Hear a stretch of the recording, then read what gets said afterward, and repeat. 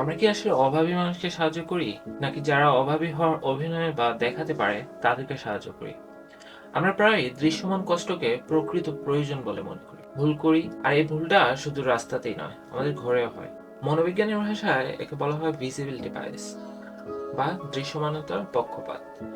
মানুষ হিসেবে আমরা সহজভাবেই কান্না, ছেঁড়া পোশাক বা উচ্চস্বরে আর্তনাদ সাড়া দেই, কিন্তু দারিদ্র্য বা কষ্ট অনেক সময় খুব শান্ত এবং নিঃশব্দ হয়। আমরা অনেক সময় তাকেই সাহায্য করি যার গল্পটা সবচেয়ে চড়া সুরে বলা, কিন্তু সেই মানুষটি যে পরিষ্কার ইউনিফর্ম পরে দিনে 3টি চাকরি করছে, অথচ দুদিন ধরে কিছু খায়নি, সে আমাদের নজরেই আসে না।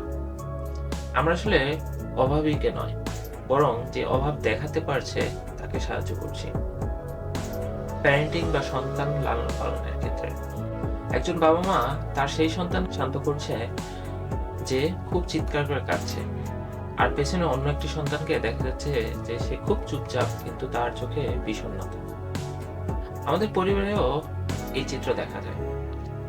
একবার ভাবুন তো, কোন সন্তানটি বাবা মার সবচেয়ে বেশি মনোযোগ পায়? সাধারণত সেই শিশুটি যে সবচেয়ে বেশি জেদ করে, চিৎকার করে বা কান্না করে দেখায় যে সে কষ্টে আছে। কিন্তু সেই শান্ত শিশুটির কি হবে, যে সবসময় লক্ষ্মী হয়ে থাকে, ঝামেলা করে না এবং নিজেকে গুছিয়ে রাখে? অনেক সময় ওরাই সবার অলক্ষ্যে ভেতরে ভেতরে ভেঙে পড়ে। আমরা যখন শুধু চিৎকার করা সন্তানের দিকে মনোযোগ দেই, তখন সেই শান্ত মানুষটির প্রতি আমরা অবিচার করি, যে মুখ ফুটে কিছু বলতে পারে না। যখন আমরা শুধু দৃশ্যমান অভাবকে গুরুত্ব দেই, তখন আমরা সমাজকে এবং আমাদের সন্তানদের পরোক্ষভাবে এটাই শিখাই যে সাহায্য পেতে হলে তোমাকে অসহায় দেখাতে হবে।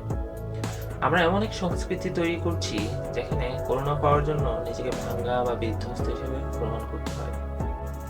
শেষ কথা, পরবার যখন কাউকে সাহায্য করার কথা ভাববেন, তখন বাহ্যিক রূপের আড়ালে দেখার চেষ্টা করুন। সে মানুষটির খোঁজ নিন যাকে দেখে মনে হচ্ছে সে ভালো আছে। সেই সন্তানটির কথা শুনুন যে কাঁদছে না। মনে রাখবেন, প্রকৃত অভাব সবসময় চিৎকার করে আসে না।